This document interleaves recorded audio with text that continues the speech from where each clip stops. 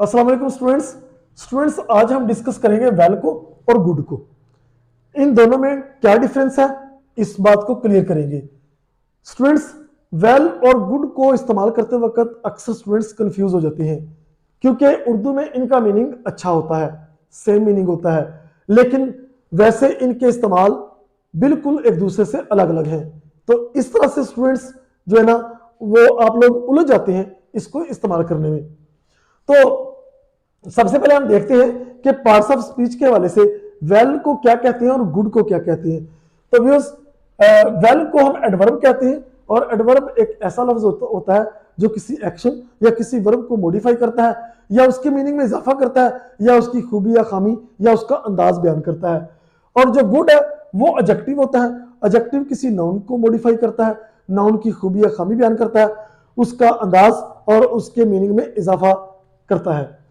तो आगे चलने से पहले स्टूडेंट्स मैं इनकी एक स्पेशलिटी आपके सामने डिस्कस कर दूं जिसको मैंने शुरू में लिखा है, और वो स्पेशलिटी ये है कि दोनों ये पार्ट्स ऑफ स्पीच एक दूसरे के उस वक्त सिनोनिम कहलाते हैं जब आपको ये क्वेश्चन पूछा जाता है हाउ आर यू, कि आप कैसे हैं। इस सूरत में ये दोनों एक दूसरे के सिनोनिम कहलाते हैं, हम मानी कहलाते हैं, यानी कि उस वक्त इनका मीनिंग सेम होता है लेकिन इनका जो मुकाम है इस्तेमाल होने का वो अलग अलग है, यानी कि इनकी कैटेगरीज अलग अलग हैं। तो उस सूरत में इन दोनों को हम सिनोनिम के तौर पर ले सकते हैं। अदरवाइज ये ना तो एक दूसरे के सिनोनिम होते हैं और ना ही ये इंटरचेंजेबल होते हैं एक दूसरे के साथ, यानी ये दोनों अलग अलग वर्ड्स हैं और इनके अलग अलग मीनिंग और इनके अलग अलग इस्तेमालात हैं। सिर्फ इस सूरत में ये दोनों एक दूसरे के सिनोनिम हैं।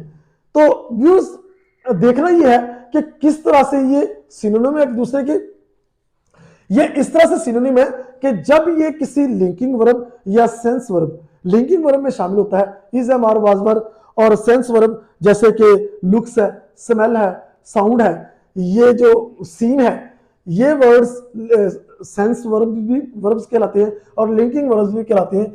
जब ये वेल जो है और गुड जो है ये दोनों लिंकिंग वर्ब और सेंस वर्ब्स के फौरन बाद आते हैं, तो ये जैसा कि आई एम वेल ये लिखा हुआ है यहाँ पे, तो ये लिंकिंग वर्ब के बाद आया, और यहाँ पे आई एम गुड तो लिंकिंग वर्ब के बाद गुड आया। तो इस सूरत में ये दोनों एडजेक्टिव कहलाते हैं। ये एडजेक्टिव के तौर पर इस्तेमाल होते हैं क्योंकि यहाँ पे ये अपने सब्जेक्ट को मॉडिफाई कर रहे हैं, आई को मॉडिफाई कर रहे हैं। तो इस सूरत में ये दोनों एक दूसरे के सिनोनिम है और इन दोनों का मीनिंग सेम है लेकिन कैटेगरी अलग अलग है। क्या मतलब, जब आपको पूछा जाता है हाउ आर यू तो आप जवाब देते हैं आई एम वेल, आप जवाब देते हैं आई एम वेल, या आप जवाब देते हैं आई एम गुड, लेकिन आपको पता नहीं होता कि आप किस सेंस में जवाब दे रहे हैं, आपके कहने का मतलब क्या है, क्योंकि आपके नजदीक इन दोनों का मतलब अच्छा होता है और उस अच्छा को समझकर आप कभी वेल कह देते हैं कभी गुड कह देते हैं। लेकिन नहीं स्टूडेंट्स, आज आप इस कंफ्यूजन को दूर कर लें, ठीक है। वो कंफ्यूजन क्या है, जब आप आई एम वेल कहते हैं हाउ आर यू के जवाब में, इसका मतलब होता है कि वी आर मेडिकली फिट या I M medically fit, I am fine, I am totally fit, ठीक है। तो तब इसका यह मीनिंग होता है मेडिकली, यानी कि आपकी सेहत ठीक है, आप तंदुरुस्त हैं, आप फाइन हैं। लेकिन जब आप कहते हैं आई एम गुड, उस वक्त इसका मतलब होता है कि आप अपनी जिंदगी में खुश हैं, यानी कि यहां पे हैप्पी का लफ्ज आ जाता है। आप कहते हैं I am happy in my life, या I am satisfied with my life, या आई एम ओके, ठीक है, कि मेरे मामलात ओके हैं, मैं अपनी जिंदगी से मुतमिन हूं या मैं अपनी जिंदगी में खुश हूं।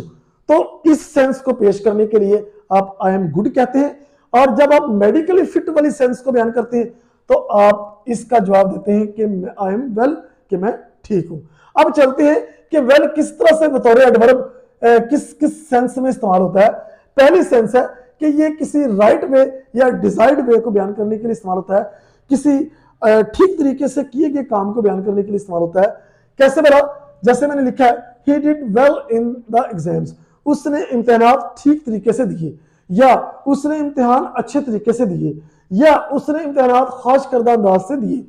तो इस तरह से ये राइट और डिजायर्ड वे को बयान करता है। राइट या डिजायर्ड वे को बयान करने के लिए आप वेल का इस्तेमाल करेंगे और वेल को आप वर्ब के बाद इस्तेमाल करेंगे फिक्रे के अंदर। उसके बाद दूसरा इसका इस्तेमाल है to indicate a great extent, काफी हद तक या किसी हद तक को बयान करने के लिए, आप किसी हद को बयान करने के लिए आप वेल का इस्तेमाल करते हैं। तो उस सूरत में आपको हाउ लगाना पड़ेगा और उसके बाद हाउ के फौरन बाद वेल लगाना पड़ेगा। उसके बाद अपना पूरा सेंटेंस आप लिख दें यू नो हिम, जैसा how well you know him, आप उसको किस हद तक जानते हैं, यानी कि हाउ वेल का मतलब ये होगा किस हद तक या कितना अच्छा। तो इसका मतलब होगा कि आप उसको किस हद तक जानते हैं या उसको आप किस हद तक जानते हैं या आप उसको कितना अच्छा जानते हैं। तो उसके बाद स्टूडेंट्स हम वेल को हम इस्तेमाल करेंगे इस सेंस में जब आप सजेस्ट करें या किसी चीज को क्रिटिसाइज करें, यानी कि या आप कोई तजवीज दें किसी को या किसी के ऊपर तनकीद करें, उस सूरत में वेल जो है बतौर एक्सप्रेशन भी इस्तेमाल होगा और बतौर एक्सप्रेशन या इस सेंस में ये फिक्रे के स्टार्ट में इस्तेमाल होगा जैसा कि मैंने यहाँ पे ये किया है। उसके बाद आप कोमा लगाएंगे और उसके बाद अपनी सजेशन दे देंगे या क्रिटिसाइज कर देंगे, जैसा कि हम कहेंगे वाह ठीक है, I think you should give him, कि आपको उसको देना चाहिए अ सेकंड चांस, दूसरा मौका, टू प्रूव हिमसेल्फ, अपने आप को साबित करने के लिए। इस तरह से वेल जो है ये फिक्रे के स्टार्ट में इस्तेमाल होकर एक तो सजेशन या क्रिटिसिज्म के लिए इस्तेमाल हो रहा है, दूसरे नंबर पर बतौर एक एक्सप्रेशन भी इस्तेमाल हो रहा है। उसके बाद इसका अगला इस्तेमाल है, यहां पे ये इस्तेमाल मैंने थोड़ा सा ऊपर डिस्कस किया है लेकिन फिर भी मैं नीचे एक और फिक्रे से इस्तेमाल कर दूं। यहां मैंने लिंकिंग वर्ब से इस्तेमाल किया है लेकिन यहां पे मैं इसके अंदर सेंस वर्ब इस्तेमाल कर रहा हूं as an adjective with linking verbs और सेंस वर्ब्स। इसको हम वेल को इस्तेमाल कर सकते हैं, जैसा कि मैंने फिक्रा लिखा है शी लुक्स वेल टुडे, आज वो अच्छा दिखाई देती है। तो देखिए ये लुक जो है ये सेंस वर्ब है। सेंस का मतलब होता है हमारे जो 5 हवास है जिनको हम हवासे खमसा कहते हैं। तो जो चीज आप उसको जो चीज उस पर परखी जाती है उसको हम उस वर्ब को हम सेंस वर्ब कहते हैं। हम कहेंगे शी लुक्स वेल, वेल यहाँ पे बतौर एडजेक्टिव इस्तेमाल हो रहा है क्योंकि ये सेंस वर्ब के तौर पर इस्तेमाल हुआ है और ये जो प्रोनाउन है शी इसको मॉडिफाई कर रहा है कि वो आज अच्छा दिखाई देती है। ये हो गए स्टूडेंट्स वेल के इस्तेमाल। अब हम आते हैं गुड की तरफ। गुड एक एडजेक्टिव है पार्ट्स ऑफ स्पीच के लिहाज से, इसका मतलब भी अच्छा होता है, ठीक है। इसके पार्ट्स ऑफ स्पीच के लिहाज से इसके आम जो इस्तेमालात हैं यूजेस हैं वो क्या है, टू रेफर समथिंग प्लेजेंट और सेटिस्फैक्टरी, किसी खुशकुन या अच्छी चीज को बयान करने के लिए या सेटिस्फैक्टरी चीज को बयान करने के लिए आप इस्तेमाल करते हैं। उस सूरत में जो गुड है ये नाउन से पहले लगेगा, उस सूरत में ये नाउन को मॉडिफाई करेगा या उसकी खूबी या खामी बयान करेगा। जैसे कि he got some good news, यहां पे देखें ये न्यूज नाउन है और गुड एडजेक्टिव है। गुड जो है नाउन को मॉडिफाई कर रहा है, उसकी खूबी बयान कर रहा है और इस तरह से ये गुड जो है इस नाउन से पहले इस्तेमाल हो रहा है कि उसको अच्छी खबर मिली है। इसी तरह दूसरा फिक्र है that's a good idea, idea noun है और गुड एडजेक्टिव है और ये एडजेक्टिव नाउन को मॉडिफाई कर रहा है और इस नाउन से पहले इस्तेमाल हो रहा है। इसका मतलब है कि ये अच्छा आइडिया है, ये अच्छा ख्याल है, यानी कि आइडिया की तारीफ बयान हो रही है। और दूसरे नंबर पर to indicate high in level, quality और स्टैंडर्ड, किसी चीज को उसके हाई लेवल या हाई क्वालिटी या हाई स्टैंडर्ड के तौर पर बयान करने के लिए, ठीक है। जैसा कि is there any good teacher in the village, क्या विलेज में कोई अच्छा टीचर है, मतलब क्या गांव में कोई हाई लेवल का या हाई क्वालिटी का या हाई स्टैंडर्ड का टीचर है जो एक्सपर्ट हो, पूरी तरह से माहिर हो, पूरी तरह से काबिल हो। तो इस तरह से हाई लेवल, क्वालिटी और स्टैंडर्ड को बयान करने के लिए भी आप गुड का इस्तेमाल करेंगे, लेकिन गुड फिर उसी तरह से नाउन से पहले आएगा और नाउन को मॉडिफाई करेगा और नाउन की तारीफ बयान करेगा। इसी तरह से टू ग्रीट पीपल, लोगों को सलाम करने के लिए भी आप गुड का इस्तेमाल करते हैं। अक्सर आप बोलते हैं have a good day, have a good afternoon, ठीक है। तो इस तरह से गुड जो है ये हमारे ग्रीट के तौर पर भी इस्तेमाल हो रहा है। हैव अ गुड डे कि आपका दिन अच्छा गुजरे, कि अल्लाह करे आपका ये दिन अच्छा हो, आपका दिन अच्छा गुजरे, या ये दिन आपके लिए सलामती वाला हो। इस तरह से ये एक सलाम के जुमरे में ग्रीड के जुमरे में भी आता है। और इस तरह से गुड जो है ये डे से पहले आ रहा है, तरीकाकार वही है, डे एक नाउन है और गुड एडजेक्टिव है, और एडजेक्टिव डे से पहले इस्तेमाल हो रहा है और डे को मॉडिफाई कर रहा है या उसकी तारीफ बयान कर रहा है। उसके बाद to be able to perform an activity successfully, कि इस काबिल होना, किसी का इस काबिल होना कि वो कामयाब तरीके से किसी भी काम को पूरा कर ले। किस तरह से?